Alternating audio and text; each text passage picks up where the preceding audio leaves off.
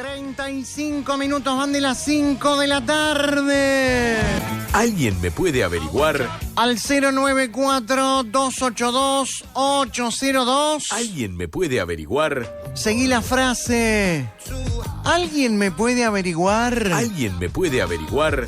¿Alguien me puede averiguar? Al 094-282-802. ¿Alguien me puede averiguar? ¿Alguien me puede averiguar? Lo habíamos anticipado.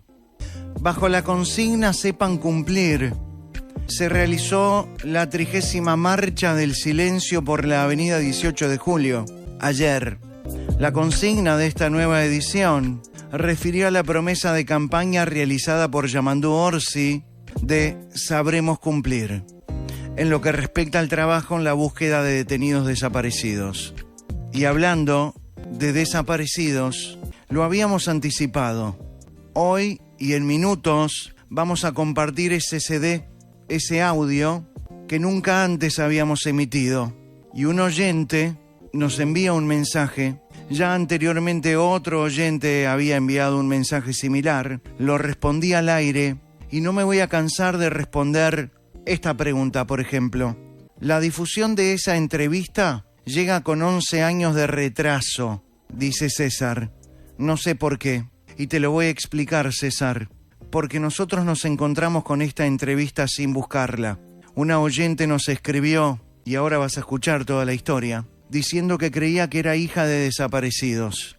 Diciendo que además, siendo hija de militar, sospechaba o sabía en qué lugar estaba enterrada Elena Quinteros. Querido César, yo podía haber emitido esa entrevista al aire. Al otro día de haberla hecha. La hicimos fuera del aire cuando la chica vino a la radio y aceptó grabar la entrevista. Podía haberla puesto al aire y ganarme un protagonismo de una primicia. ¿Sabes qué hice? En absoluto silencio. Se la entregué a quien correspondía. Al encargado de la Secretaría de Derechos Humanos de la Presidencia de la República en el gobierno del Frente Amplio, cuando José Mujica era presidente. Se la entregué a Javier Miranda, que luego fue presidente del Frente Amplio, y a Eduardo Piroto, que lo acompañaba. No lo hice público. ¿Por qué no la hice pública? Porque para mí el bien superior era entregarle este testimonio a la persona y al departamento que correspondía. Y en silencio dejé que trabajaran. Esto pasó en el 2014. Pasó el 2015. El 2016. El 2017. El 2018. El 2019, y nunca nadie se comunicó conmigo. No tenían por qué, pero yo entregué lo que correspondía y lo que creía importante. Ese CD se guardó. Nunca se revisó el lugar que decía o que dice la chica y que ustedes van a escuchar en el audio. ¿Cómo sé yo que nunca se revisó ese lugar? Porque al pasar de los años traté de averiguar qué había sucedido con ese CD. Nadie estaba al tanto. Hasta que di con Felipe Michelini, que lamentablemente ya no está entre nosotros, y que se encargó de buscar el CD, lo encontró archivado, y él fue el único en ocuparse. Es más, pueden encontrar en mi Twitter una conversación por WhatsApp escrita que tuve con Felipe Michelini.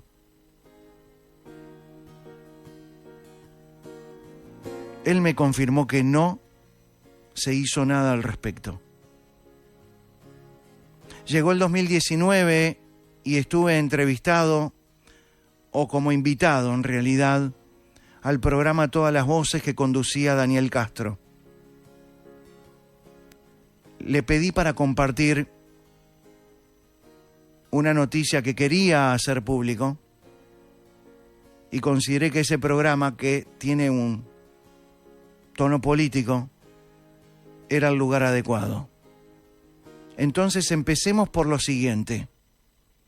Después de 5 años, yo hice público lo que nos había pasado en Malos Pensamientos, en el programa de Canal 4 Todas las Voces, que conducía Daniel Castro, y este es el audio que corresponde a ese programa del 2019. ¿Es un anuncio que merece un micrófono? No, porque mire que acá merece atención. Merece atención. Merece atención lo que quiero contar. A ver. Y lo elegí para contarlo hoy aquí, porque me invitaron para hablar con periodistas, amigos, sobre política y sobre actualidad. Nunca antes lo había contado en la radio, ni en la televisión, ni en ningún otro lado. Elegí contarlo aquí porque me parece que vale la pena que la gente sepa algunas cosas que no sabe. Yo no tengo que dar explicaciones ni contar qué tipo de persona soy.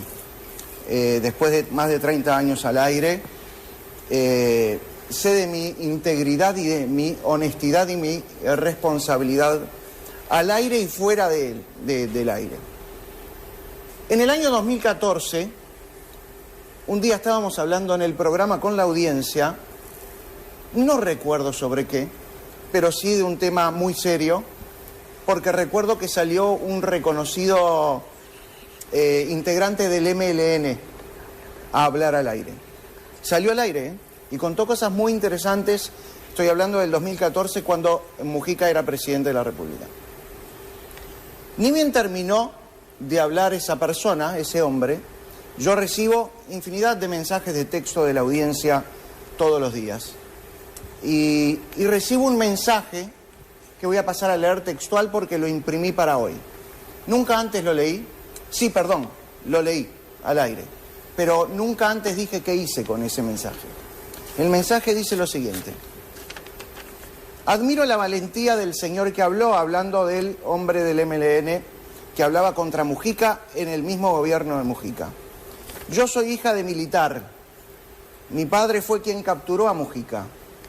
Mi padre fue ametrallado por el actual presidente. También sé el lugar exacto donde está la desaparecida Elena Quinteros. Y sospecho ser hija de desaparecidos. También tengo miedo de hacerlo público. Yo leí esto al aire.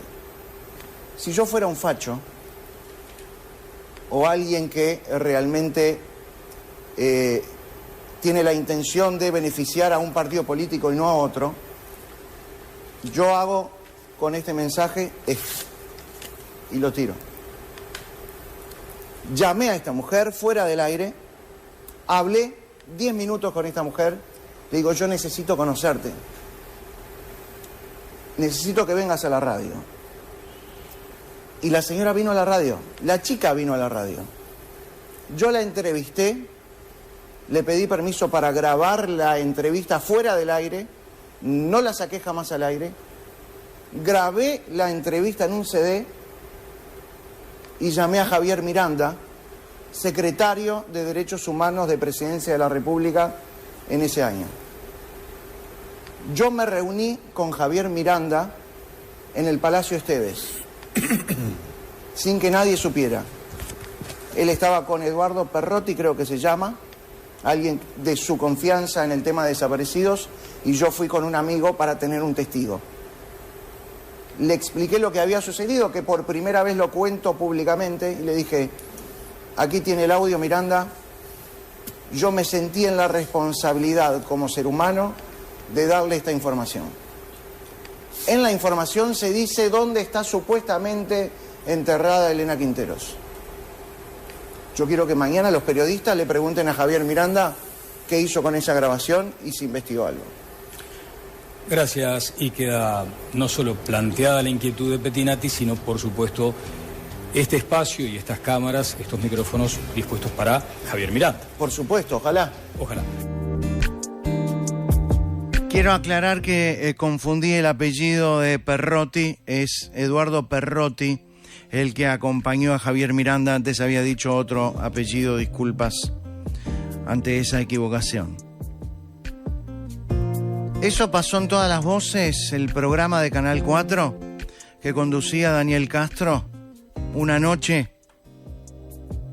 y al otro día fue entrevistado Javier Miranda por el mismo Daniel Castro en Canal 4. Escuchen esto que es importante. Es el día después de la presencia en Todas las Voces. Luego vamos a escuchar el audio, pero para escuchar el audio, antes, digo el audio del CD, ¿no? Antes escuchemos la reacción de Javier Miranda en vivo en Canal 4 con Daniel Castro en el año 2019. Seguimos adelante en Telenoche recibiendo, como estaba previsto, la presencia del señor presidente del Frente Amplio, Javier Miranda. ¿Cómo le va, Javier? ¿Qué tal? Buenas noches, un gusto. Igualmente para nosotros. El caso Elena Quinteros, porque además no estamos hablando de un caso. Todos son importantes, todos son de alto impacto, de una muy fuerte carga emotiva, pero el caso de la maestra Quinteros tiene su particularidad. ¿Qué reacción tiene en este momento, luego de todo lo que pasó desde anoche en Todas las Voces a este momento? No, de total tranquilidad. Si se quiere, también un poco de sorpresa cómo esto se viralizó. Entiendo que estamos en campaña electoral y que eso suele contaminar las comunicaciones, pero lo tomo con naturalidad en el sentido que yo creo que Pettinati, el comunicador, manifestó algo aquí en el canal ayer de noche, legítimamente, me parece.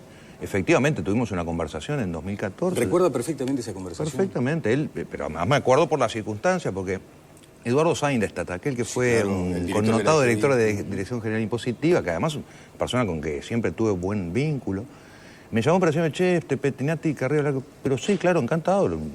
Fueron Eduardo Seinstadt y Pettinati a mi despacho en el Palacio Esteves. Yo era secretario de Derechos Humanos de Presidencia en ese momento. Y Pettinati cuenta lo que aquí contó. ¿Y le entrega allí un CD? Yo no me recuerdo si él me entregó a mí el CD o el CD lo entrega después. Eso es lo que sabe que eso no lo claro, no, ahí es puede donde, ser. Sí, ahí es donde la gente tiene como ciertas dudas. Es decir, si vos estás recibiendo un material de alta sensibilidad y vienen y te entregan un CD, ¿no tenés curiosidad? A ver, no. Primero, no se tiene curiosidad. Esto es un tema serio. Esto es un tema que uno no lo toma y que además uno está afectado personalmente. Yo soy un hijo de un desaparecido. Y a mí estas cosas me afectan, pero me afectan emocionalmente. Pero Miranda... Perdón, claro, me afectan emocionalmente. ¿Y eso no le llevaba de pronto a conocer jamás, más? No, de ninguna manera. Justamente, cuando uno recibe una denuncia de este tipo, porque justamente creo yo que los que estamos involucrados afectivamente no tenemos distancia emocional para valorarlo, y esta es mi posición, ¿sí? No realizamos las investigaciones. Yo nunca realicé una investigación. Hice lo que tenía que hacer. Por razones personales, pero además por razones funcionales. ¿Y qué fue lo que hizo? No soy yo el que investiga. No soy yo el que investiga. Eso está muy bien. ¿Qué hizo? Quien investiga, el secretario de Derechos... ¿Por qué viene a mí? Sí. ¿Porque era mi competencia investigar? No, viene a mí porque notoriamente soy una persona connotada en este tema, de una larga trayectoria de familiares, todo el mundo me conoce, he recibido decenas y decenas y decenas de denuncias. ¿Cuál es el papel del secretario de Derechos Humanos? ¿Cuál es el rol? No trabajaba sobre pasado reciente. Había una Secretaría de Pasado Reciente, que hoy se llama Grupo de Trabajo de Verdad y Justicia y Secretaría de Pasado Reciente. ¿Sí? Lo que hice fue dirigirme a la Secretaría de Pasado Reciente, en particular, y yo lo mencioné en su programa hoy en la radio, a Eduardo Piroto, con quien además nos une una larga trayectoria en este tema, tanto en familiares como después. Eduardo, vino Pettinati con Seinstadt, te van a pedir una reunión, recibilos y tramitar la investigación que haya que tramitar. Y ahí le entrega el CD, hizo. Ahí le entrega el Piroto me dice... Efectivamente, a mí me entregó un CD, perfecto. Ah, no fue a usted, porque lo que dice... Bueno, pero por eso es que yo le digo, yo no recuerdo si a mí me entregó o no el CD, pero... Es un dato relevante, Javier. ¿Pero por qué es relevante? Y porque imagínense que le están diciendo, mirá, Javier, acá eventualmente puede estar... mentira, no está diciendo eso. ¿Mentira qué dice? No está diciendo eso. Lo que dice Pettinati... está acusando de mentir? Perdón, no, de pronto se presta una confusión. No, todavía no. no estoy acusando a nadie de mentir. Fíjese lo que dice Pettinati, Nacho. Pettinati no dice que en el CD se diga dónde está enterrada Elena Quintero. Lo que dice es que él grabó la conversación con la denunciante. Con la denunciante que describe el lugar preciso en el batallón 13 donde está enterrada Elena Quintero. Yo le insisto. Yo no sé qué contenía ese CD. ¿Sí? Si me dio el CD, cosa que yo francamente no lo recuerdo, ¿sí? Yo, así como me lo dio, no lo leí. Permítame de ninguna manera. Una brevísima pausa porque tenemos el compromiso, Javier. Luego vamos a seguir hablando de este asunto. Sobre todo, ¿sabe por qué? Porque muchas veces hay gente que dice, bueno, pero hay una sensibilidad. Como usted dice, pero yo tengo la condición de sensibilidad, si es que puede llamarse condición, el sufrimiento terrible de ser un familiar de detenido desaparecido. Pero que me lo digan a mí. Claro, entonces, pero... Que me lo digan a mí. Vamos a hacer pero eso es el problema de esta después. suspicacia. Este es el problema. Es muy injusto, ¿no? Javier, estamos hablando de un lugar que no le es ajeno desde el punto de vista emocional, familiar. Allí encontraron en 2005 los restos de su padre, Fernando Miranda. En 2005 encontraron los restos, se confirmó eso en enero de 2006. Sí. ¿Qué sensación le queda cuando le dicen en ese lugar estaría enterrada Elena Quinteros? ¿No le movió allí un resorte emocional? Sí, por supuesto que sí. Pero por eso le decía hoy, Castro, el tema de la distancia emocional para hacer las investigaciones y por qué no es uno el que debe investigar y por qué se generan los equipos investigadores. Y así debe ser. ¿Qué es lo que sucedió en este caso? Un comunicador de mucho renombre dice, yo me reuní con Javier Miranda y le hice llegar una denuncia. Perfecto. Eso fue efectivamente así. ¿Qué hice yo? Tramité la denuncia por el canal que debe ser. ¿Y el seguimiento de esa denuncia? Y el seguimiento de la denuncia lo hace la comisión de seguimiento. ¿Y eso se va informando? ¿La Secretaría? ¿A quién?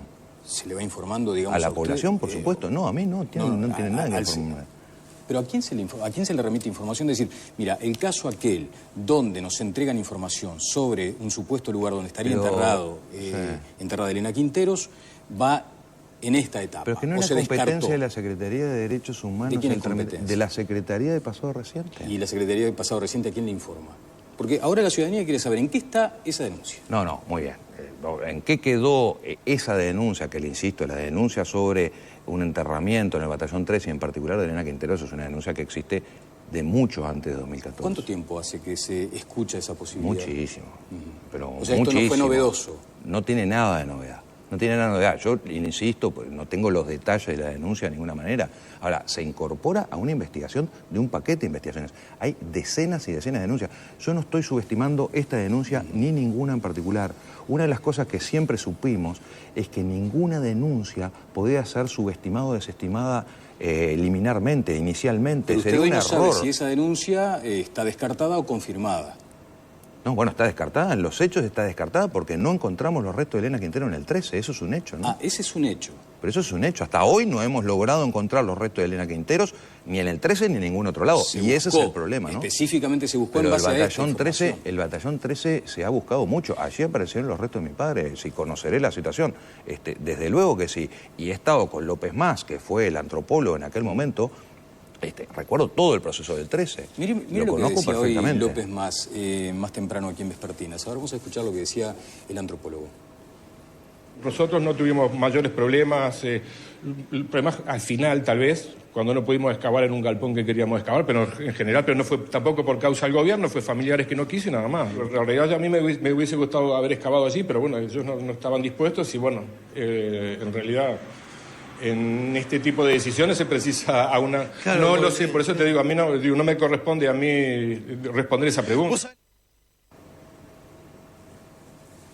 Conozco lo que dice López Mas. ¿Cómo se explica eso? Lo que dice López Mas lo conozco perfectamente, pero efectivamente la denuncia que podría haber un enterramiento debajo de alguna construcción, se habló en su momento de la playa de práctica de tanques o que estaban abajo un polvorín. Estas son versiones que circularon y que siempre... Los familiares no querían que se... No, pero eso está hablando López Mas, ¿De un galpón? No, pero eso está hablando López Mas de finales de 2000, cuando él deja de ser el antropólogo de la Secretaría de Pasado Reciente, que eso fue una decisión. Yo no estaba en familiares en ese momento, porque no se puede estar en el gobierno de la organización Eso gubernamental. está claro. Yo en el momento que voy al gobierno, en 2010, dejo familiares. Pero lo que dice López Mas es que los familiares fueron quienes evitaron que se buscara en un lugar que López Mas entendía que había que hacerlo. Está bien, pero yo ahí no puedo decirle qué fue lo que sucedió, ni por qué familiares asumió esa posición. Ni estaba en familiares, ¿Pero no le resulta extraño, Javier, eso? No, pero no quiero juzgarlo de ninguna manera, porque, a ver, ¿sabe lo que pasa, Castro? Uno acá tiene que defenderse de la suspicacia, y es muy difícil defenderse de la suspicacia. ¿Por qué alguno de nosotros podría tener interés en no saber el paradero de un desaparecido, cuando hemos dedicado toda la vida a esto? ¿Qué ganamos? Claro, por eso es lo ¿Qué que uno función entiende. podríamos tener? Pero lo que pasa es que tengo que combatir una suspicacia que es imposible Pero en este de caso combatir. ya no le involucra a usted, digo. No, pero a familiares en general, o cualquiera de los familiares. ¿Por qué nosotros, alguno de nosotros que vivimos esta realidad, que durante años batallamos por la verdad y la justicia, que lo seguimos haciendo, ¿por qué nosotros habríamos de ocultar información? ¿Cómo hago yo para revertir una suspicacia? Es irreversible. Yo doy pruebas con lo que ha sido mi actuación toda la vida. He dedicado mi vida a esto. Desde los, no sé, yo fui a familiares de corbata roja porque iba al liceo. Ahí conocí a las viejas. Soy parte de esta historia. Y soy parte involucrada afectivamente y soy parte involucrada ideológica y políticamente. Porque creo que es una causa noble. Claro, por eso supuse No que puedo... tenía una respuesta para esto que Pero debe es que, llamar ¿cuál es la a respuesta que uno puede dar al la de haber decirle estado qué hizo usted con la participando, investigación? La de haber estado formando parte. Pero Esa por es la supuesto, respuesta pero que ¿qué uno hace espera. uno cuando recibe una denuncia? Vehiculiza la investigación. No Eso- investiga uno, vehiculiza la investigación, es lo que tiene que hacer. ¿Habló con el presidente de este tema? ¿Presidente de la República? No. Sí. No. ¿Y con el expresidente Mujica? No, tampoco. ¿Entendió que no era relevante ese tipo de comunicaciones? ¿Con Felipe Michelini? Sí, con Felipe hablé hoy de mañana, porque Felipe me llama, che, Javier, ¿qué sabés de esto? Mirá, hablé con Eduardo Piroto para recordar cómo iban a ser los hechos. ¿Y qué le dijo Piroto? Porque parece ser ahora Pero Eduardo Piroto un es un eslabón. compañero de familiares de toda la vida, es un queridísimo compañero, para mí una persona fundamental. Venimos de la historia del Servicio de Paz y Justicia desde la época de la dictadura, así tendremos vínculos. Y con Eduardo, tradicional, él pertenecía a familiares sin ser el familiar, y con Eduardo, yo siempre que recibí una denuncia, y lo puede dar testimonio de decenas de personas que vinieron a hablar conmigo, digo, hablen con Piroto de este tema, les pasó el teléfono de Eduardo, vayan a hablar con Eduardo, porque era el que vehiculizaba las denuncias. Y efectivamente lo hace cuando está en la Secretaría de Seguimiento de Comisión para la Paz. No se llama Secretaría de Seguimiento de Comisión para la Paz, se llamó ya en ese momento Secretaría de Pasado Reciente. Sí, que además fue muy polémico, ¿no? Porque en algún momento había como un desencanto con aquella decisión del Poder Ejecutivo, hubo desencuentros. ¿Cuál? Y bueno, en algún momento los propios familiares entendían que el Poder Ejecutivo no había avanzado todo lo que ellos hubieran querido. Pero será... No, sí, está bien, eso lo entiendo, y Será es materia legítimo. para- Yo no estaba en familiares en ese momento, Sí, pero sí. sí, entiendo que es legítimo. Pero eso sucedió sobre todo cuando se conforma después el grupo de trabajo, ¿no? Exacto, y que ahí Pero había sí, una lo fuerte que narra polémica con- López Mas con tiene que ver el- con eso.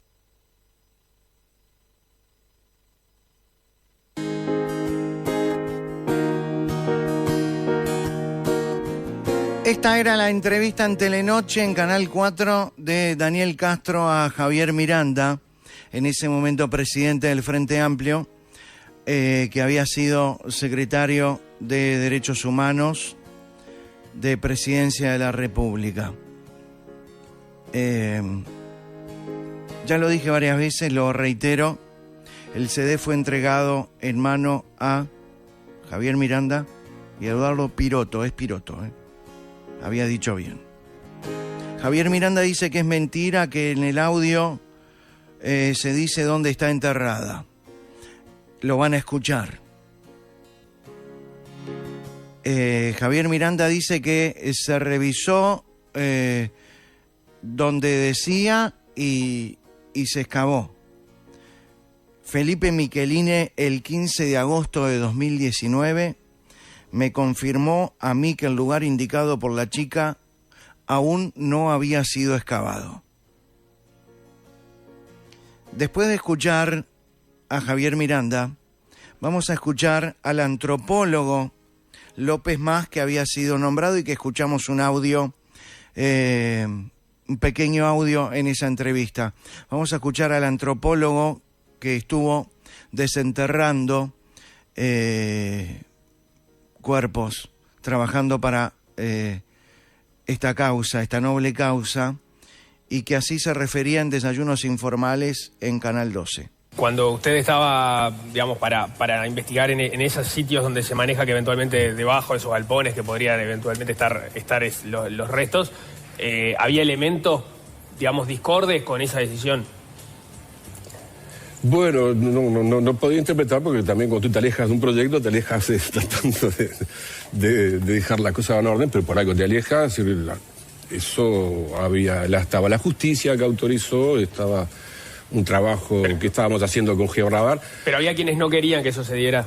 Y bueno, de hecho, si no se dice es porque no quería. Había gente que no quería, ¿no? ¿Por parte del gobierno? No. ¿Por parte de familiares? En parte sí, y algunos investigadores también, pero me parece que este tema... ¿Y a qué lo adjudica?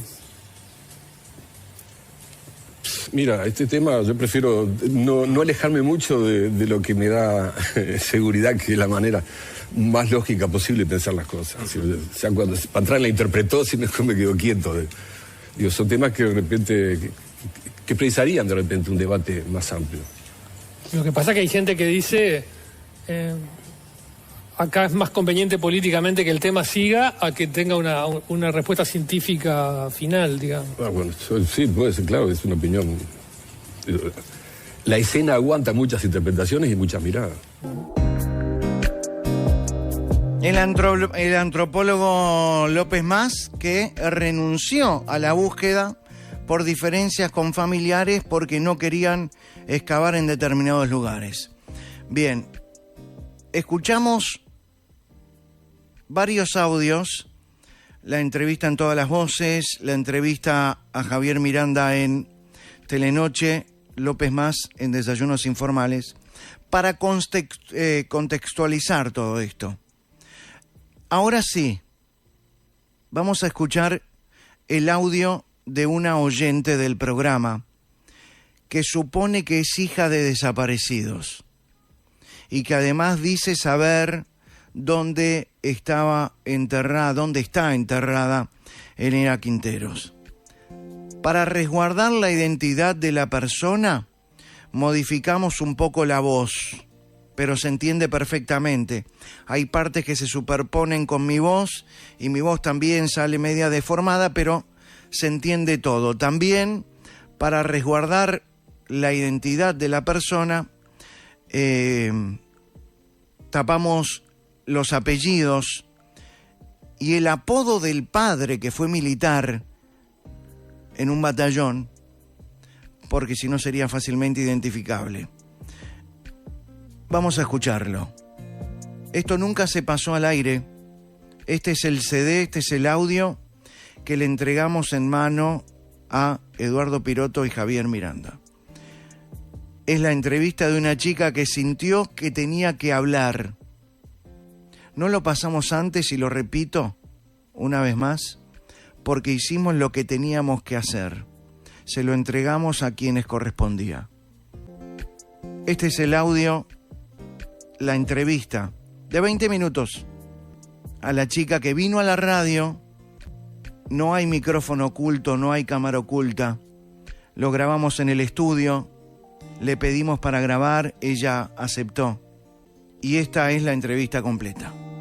Algunos programas atrás sacábamos al aire a Carlos, un hombre ya entrado en años que 2014 se puso a contar historias de nuestro país en los años 60. Pasó el tiempo, él fue un exiliado, regresó al Uruguay y encontró la oportunidad de contar al aire en el programa, en Malos Pensamientos, un montón de cosas que ignorábamos y que no sabíamos que iba a contar. En ese mismo programa recibo un mensaje de texto que dice textualmente: admiro la valentía del señor que habló. Yo soy hija de militar. Mi padre fue quien capturó a Mujica, mi padre fue ametrallado por el actual presidente. También sé el lugar exacto donde está la desaparecida Elena Quinteros y sospecho ser hija de desaparecidos. También tengo miedo de hacerlo público. ¿Este mensaje lo escribiste vos? Sí. ¿Y quién sos? Hija de Pedro, que fue militar en la infantería y bueno, historias que mi papá nos contaba de chicas que son espeluznantes para nosotros también, ¿no? Ujú. ¿Y qué te dio por escribir este mensaje? Porque siempre me quedó la duda de que la gente tiene que saber dónde están sus desaparecidos. Digo, como toda madre, queremos saber dónde están nuestros hijos, pienso yo, no sé. Y creo que mi papá nos contaba historias, pero no... Nosotros no podíamos decir que éramos hijas militares, no sé qué decirte. ¿En qué año naciste? El 1 de agosto de 1975. En plena dictadura. Sí. En el mensaje hablas que sospechás ser hija de desaparecidos. Sí. ¿Por qué? Por cómo nos trataba mi papá, al menos a mí y a mi hermana, digo, en casa, que siempre lo mejor era para las otras, no teníamos cumpleaños. ¿Otras a qué te referís? Somos 4 hermanas. Tengo 2 hermanas, 3 hermanas más. Bueno, no había cumpleaños. ¿Otras son las otras 3? Sí, 2, 3, según, porque a veces nos trataba algunas bien y a otras mal. Diferente a Yo sí. Sí, porque era la que siempre estaba trabajando con él en la quinta, que teníamos el tambo, que me obligaba a matar animales, a capar los animales. Bueno, pero eso no quiere decir que tengas que ser hija de desaparecidos. Pero el maltrato a veces sí, porque se enojaba por algo que hubiese hecho en el día y me tiraba para afuera del patio de mi casa y me dejaba a oscuras sin comer. Y mi mamá me iba a buscar a las 10, las 11 de la noche. Bueno, la educación en esa época era dura. Dura y era muy diferente a lo que es hoy. Sí. Y más quizás teniendo un padre militar. Sí. ¿Qué te hace creer que sos hijo? No hay fotos de cuando mi mamá supuestamente estaba embarazada. Digo, mis hermanas hay, pero mías supuestamente no hay. ¿De tus 3 hermanas sí? Sí. ¿Sos parecida a tus hermanas? A la que tiene 41. A las otras no me hallo tan parecida, al menos yo no me hallo parecido.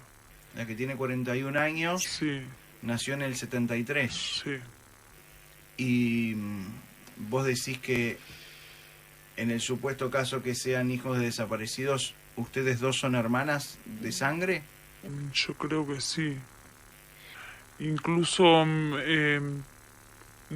sospeché mucho más yo me operé hace 13 años del apéndice.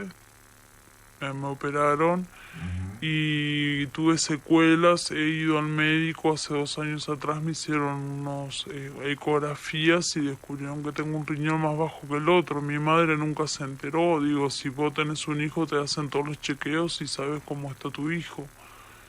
¿Tenés la misma sangre que tus padres? Creo que no. Yo y mi hermana no, porque un día le preguntamos a mi mamá y esas cosas. Mamá no se le puede hablar del tema. Es para tener problemas, se enoja, discute y cierra las puertas y es para problemas. No quiero hablar de esa época. ¿Cómo es tu relación con tu madre hoy? Hoy bien, yo vivo con ella y con mi hija en la misma casa, digo, vivimos juntas, pero el tema de que siempre le digo si yo no era hija de la dictadura, ella se pone como loca. Que me deje pavadas, que no piense eso. ¿Vos se lo preguntaste? Sí, hace años, toda la vida se lo vengo inculcando. ¿A tu padre también? A mi padre también.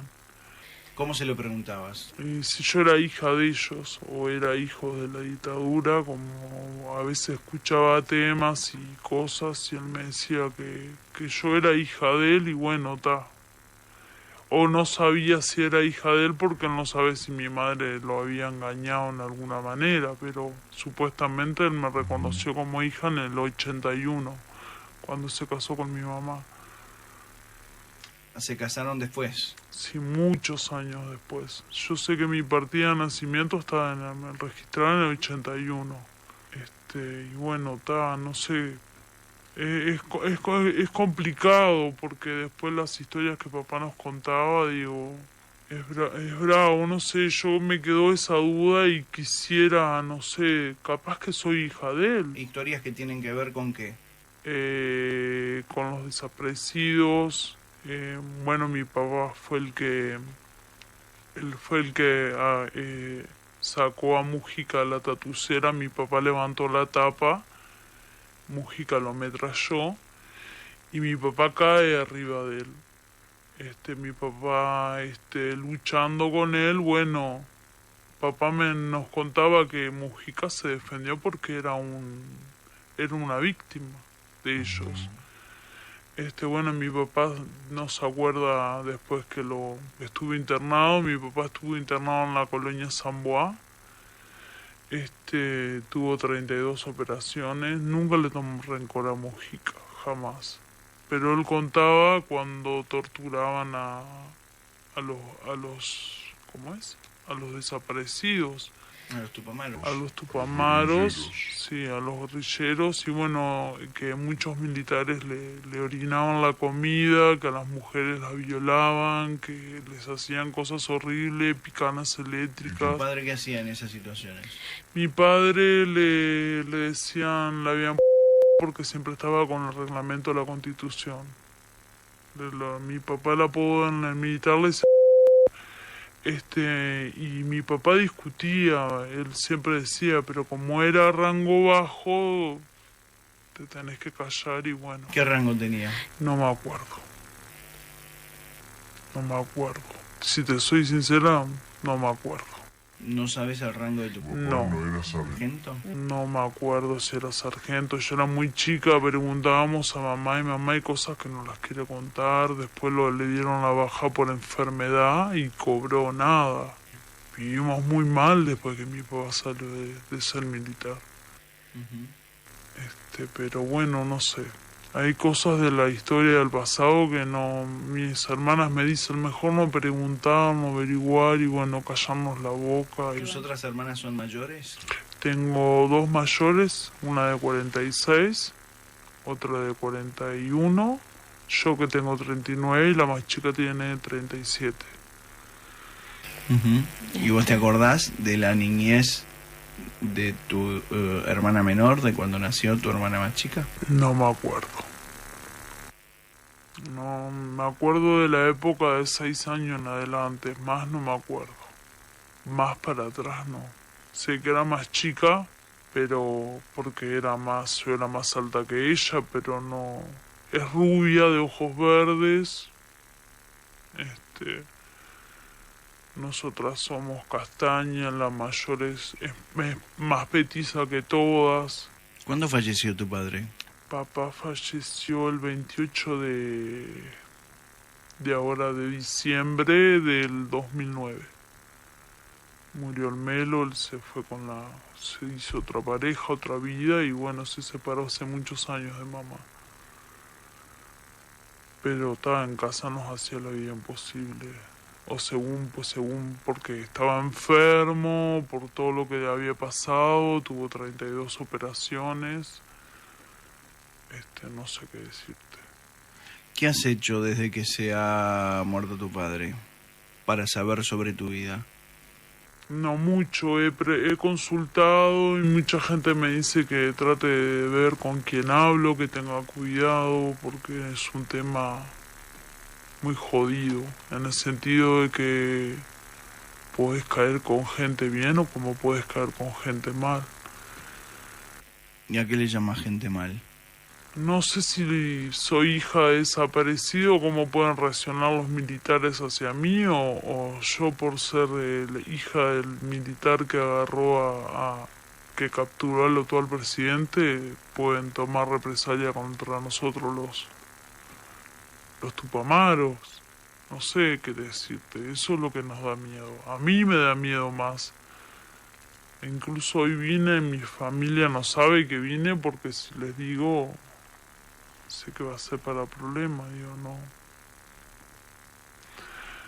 Historias como papá nos contaba de Liber Sereni, que papá iba con él en un camión, papá y él iban muchos militares, él llevaba armas para los mismos tupamaros, él abastecía a los tupamaros, rompieron un camión, se quedaron en un camino X que no sé. Y bueno, ahí supuestamente un niño levantó la lona para mirar, un niño no más de 9, 10 años, para mirar qué llevaban adentro. El niño vio que llevaba armamentos y vino el general ese, creo que era general, y le pegó un tiro en la cabeza al niño, lo dejaron en una zanja. Acá no se vio nada, esto es secreto de Estado. Y bueno, y mi padre como que con los años contaba todas esas historias. Contó él a la maestra Elena Quinteros también, que está en el 13, en el arca. Supuestamente le dice el arca porque es una entrada que tiene un arca. Antes la principal entrada del 13, ahora no sé cuál es, te soy sincera, digo, no sé. Y que ahí la pusieron a ella y 2 personas más que no sabe si son mujeres o hombres. Que papá habló con ella, papá le daba el jabón, la toalla para que ella se bañara. Y no sé qué decirte, porque no sé si son historias verdaderas o no, pero no creo que una persona fantasíe con tantas cosas y de nombres exactos. Ahora los militares esto jamás, e imagino que tampoco era muy común contarle esto a los hijos. Creo que no sé por qué mi papá lo hizo. Papá nos contaba de la operación Zanahoria, en el Kosovo y Solanza, que habían cuerpos también. Mi padre fue militar, pero creo que había cosas que él pensaba que no estaban correctas, que no era lo que uno tenía, porque mi padre decía, con la verdad vas a todos lados, y nadie es culpable hasta que se demuestre lo contrario. Uh-huh. No sé por qué papá nos contaba todo esto. Yo tengo miedo, te soy sincera, de que nos pueda pasar algo. O bueno, capaz que soy hija militar, sí, capaz que soy hija de él, que no soy de la dictadura, que yo estoy confundida según por las cosas que me decía mi papá. Pero me gustaría que, bueno, que si se da la posibilidad de poder encontrar esos desaparecidos, bueno, que aparezcan. Y bueno, y cada uno será juzgado como tiene que ser juzgado. ¿A vos te gustaría saber quiénes son tus verdaderos padres en el caso de que fueras hija de desaparecidos? Y obvio que sí. Obvio que sí que me gustaría. Pero mientras tanto... Comisión para la Paz y se ha hecho hace muchos años un gran trabajo y no has hablado, no te No, por miedo, porque mi padre siempre nos tenía con ese miedo que nos iban a matar, que nos iban a violar, que nos iban a desaparecer. Siempre nos decía que se agarran con las cosas que más nos duelen, y son los hijos, creo, para mí son los hijos. No sé qué decirte. Y como que te da miedo vivir con eso. Perdón. A lo largo de toda tu vida has vivido con tus padres, pero tenés una hija. Tengo una hija de 16. ¿Estuviste en pareja, casada? 18 años. Va a ser 2 años en diciembre que me separé. ¿Y vos con tu marido hablabas de eso? Sí, pero él no... Pensaba que mi padre estaba loco, él lo conoció a mi papá, pero fue muy poco lo que tratamos con él porque mi papá estaba en Melo. Uh-huh. Y lo que pasa que mucho trauma psicológico de maltrato, ¿entendés? Hacia nosotras. Tuve un tío que se llama... fue militar con mi papá en el 13. En lo que tiene que ver con esto que contás de Mujica, ¿nunca te dieron ganas de acercarte a Mujica, al presidente, y hablar? Sí. Ganas y miedo. Porque mi papá cayó arriba de él. Ametrallado por Mujica. Pero mi papá cumplía una orden. También papá nos contó que los 4 soldados esos que murieron, le habían puesto un coche, un explosivo, que fue la esposa Mujica, la señora Topolanqui. Mi papá había sido instructor de ellos. de esos 4 muchachos que creo que eran jóvenes, 19, 20 años, creo que más de eso no tenía. Y está. Y me hubiese gustado, sí, acercarme, ¿cómo no? Aunque mi familia, todo el mundo lo odia porque supuestamente mi padre quedó inactivo por él. Pero yo lo entiendo como ser humano. A vos te entran a tu casa y te están sacando o te estás escondiendo porque te persiguen, vos te vas a defender. Yo creo que me defendería. Pero lástima que vivimos en un país que ocultamos lo que somos o no queremos decir la verdad. Y hay que hacerse cargo de lo que uno rende su propia palabra, ¿no? Porque uno si hace una cosa tiene que decir sí, la hice, y bueno, ahora aguantarse a los hechos y bueno, que sea lo que Dios quiera. Y no tenemos por qué quitarle la vida a nadie, como el Señor decía, ejecutábamos, sí, es horrible decir ejecutaban gente. Pero también es horrible que no solo ellos ejecutaban, los militares también ejecutaban gente. Es de ambos lados, digo, no es un lado solo. ¿Por qué tanta maldad en la tierra? Digo, acá en Uruguay, en la tierra de nosotros, no sé. Y más allá de lo que contás de la desaparición de Elena Quinteros o de lo que te había pasado o lo que sufriste, ¿te gustaría saber quiénes son? Sí, es que soy. Que sea. Sí. ¿Sos hija desaparecida? ¿Te gustaría? Obvio. Obvio que me gustaría saber. Y por lo menos que esas familias queden en paz de que bueno, que hay descendientes o que no, y bueno, no sé. Eso sí, no me alejaría de mi madre porque mi madre es la que me crió, digo, yo hace 39 años que estoy con mi madre. No sé si mi madre vivió amenazada, yo me acuerdo de chica, mi madre había veces que no estaba. Y mi papá estaba en mi casa porque papá tenía un pulmón abierto, tenía como drenajes, unos tubitos. Y mi papá se despertaba de noche así y todo lleno de sangre. Y teníamos que ponerle esos tubitos para que él pueda respirar. Y mi mamá no sabemos dónde estaba. Yo no me acuerdo dónde estaba mi madre. Hay cosas de mi vida, de mi pasado que no me acuerdo porque no... O que no logro entender por qué mi madre no estaba tanto tiempo con nosotras. También tengo miedo de que la hayan amenazado. ¿Y con quién estaban cuando no estaban? Con mi padre. Y a veces quedábamos solas, las cuatro solas. Por un mes o 2 solas. Porque me imagino que en esa época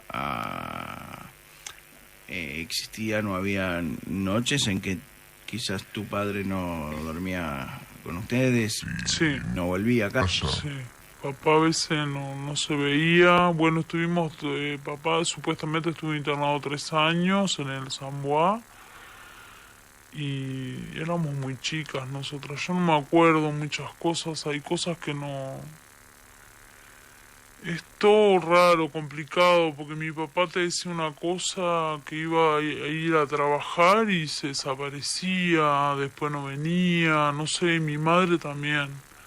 Yo recuerdo cuando éramos chicas nos quedamos como 15 días las 4 solas. Y cocinábamos lo que teníamos en casa, teníamos gallinas, nosotras mismas matábamos los animales y comíamos de ahí. Y no podíamos salir a la calle porque no podíamos decir que éramos hija militar, nada. Vivías con ese miedo, en la escuela también. Pobre que ibas a decir que eras hija militar, mi padre se enteraba, nos mataba. Estaba prohibido. Bueno, si preguntan que soy yo, un changador. Más nada. Bueno, pero él se lo veía con uniforme quizás, ¿no? Yo lo vi, me acuerdo que era muy chica cuando lo vi con uniforme. Después no lo vi más con uniforme. Era un uniforme verde, color aceituna, y tenía como unas cositas acá. Sí. ¿Y no tenés fotos de tu? Había hay una que la tendría que buscar, es muy vieja y está al lado de unos tanques anfibios, creo que le decían, algo de eso, unos tanques, porque papá era del 13. Y después había un retrato y una con unos compañeros, después no las vi más, esas fotos no sé si se las llevó mi hermana mayor o la otra o mi madre, no sé. También estaban esas fotos chiquititas que mirabas a través de la luz. Sí. De esas habían una cantidad y después, bueno, no sé, con el correr de los años no sé qué pasó, con el fin de eso no sé, pero lo tengo. Una, la que está en el 13, que está haciendo la veña, esa sí la tengo. ¿Y qué pasó con tu padre una vez que volvió la democracia? Mi padre mantuvo perfil bajo, pero sé que donde íbamos, a cualquier lado, mi padre jugaba al fútbol en cualquier lado, así, viste, gente de barrio. Y barrio, por muchos lados andábamos en bicicleta con él y todo el mundo lo saludaba. Mi papá decía, esos son tupamaros. Pero que tranquilas que ustedes no les van a hacer nada porque yo traté bien a los tupamaros. Es lo que admirábamos de papá, que todo el mundo lo saludaba. Y después, bueno, terminó su vida trabajando en las quintas, dedicándose a sus cosas y bueno, a vivir al melo con su otra mujer y tal. ¿En la familia de tu papá el único militar era él? No, son como 5 o 6 hermanos militares. Pero no sé de qué otros cuarteles. Bien. Muchos militares. En realidad eran 14 hermanos, no sé cuántos de ellos. Pero estoy segura que 4 de ellos más eran militares. Mayores que mi papá, ¿no? No, y hay uno más chico que fue policía. El de los varones más chicos fue policía. ¿Y al morir tu padre sentís cierto alivio con todo lo que has pasado? Alivio porque no tengo ese remordimiento de trauma que mi papá siempre me repetía, lo de Elena Quinteros, que eso es lo que me tiene preocupada, ¿entendés? Que él decía que era una mujer bonita, que era buena, que era una maldad que la gente mata a otras personas. Eso es lo que no me queda. Y bueno, no sé, es como vos decís, por algo pasó todo esto, por un mensaje, porque el Señor llamó, o como que tengo cierta culpabilidad de habérmelo callado, ¿entendés? No sé por qué. Y no sé por qué mis hermanas tienen miedo también de hablar, no sé. Pero bueno, yo tengo a mi hija adolescente que también no quiero que le vaya a pasar nada, ¿entendés? Pero hasta que no esté segura de que sí es verdad o que hay una prueba de que, bueno, que está la persona ahí o que no tengo la misma sangre que mis padres, bueno, sí, poder hablar y bueno, y públicamente decir las cosas. Perfecto. Gracias. Bueno, un gusto, Peti, gracias. Este es el audio, este es el CD que entregamos, el famoso CD con la entrevista a esta chica, que como ustedes escucharon, decía que Elena Quinteros está o estaría enterrada debajo del arca en la entrada del batallón 13. También dijo algo sorprendente sobre Líber Seregni y más sorprendente aún sobre Mujica. El papá de esta chica fue el que capturó a Mujica, según esta mujer. Es un testimonio. Felipe Michelini en su momento lo confirmó como creíble, o lo tituló como creíble, porque en esa ida y vuelta de mensajes yo le pregunté realmente si sentía que esto era creíble. Dice sí, es creíble con los datos que aporta. Una mujer que quiere saber si es hija de desaparecidos, pero que le preocupaba más lo de Elena Quinteros, que le hubiera gustado acercarse a Mujica y que le hubiera gustado saber realmente su verdad. No pudimos volver a contactarla, ni Felipe Michelini en su momento, antes de fallecer. Cuando falleció ya perdimos el contacto con esta chica, que no pudimos encontrarla nuevamente. Habló de las torturas, habló de un montón de cosas y considerábamos que era momento de ponerla al aire para que un testimonio no pase desapercibido. Las conclusiones vendrán por parte de la audiencia, luego de la pausa.